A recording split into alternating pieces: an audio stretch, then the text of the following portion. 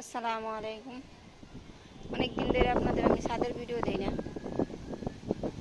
আমার ছাদ দেওয়া হয়ে গেছে, ছাদের মধ্যে বৃষ্টি পানি আটকে রাখছি। এমনি পানি দিছিলাম, ছেড়ে দিছি, আবার বৃষ্টির পানি দিছি। ছাদে যে রডগুলা বেস্তি আছে এগুলোর মধ্যে সিমেন্টগুলা দিয়ে দিছি যাতে জং না ধরে। আগে ঘর করে নেই, টাকা পয়সা থাকলে পিলারগুলা দাঁড়া করে রাখবো।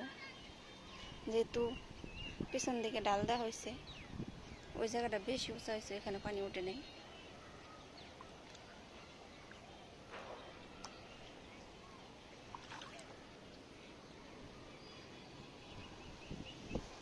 উত্তর পাশে গুডাউন। ধন্যবাদ সবাইকে আমাদের এই ভিডিওটা দেখার জন্য।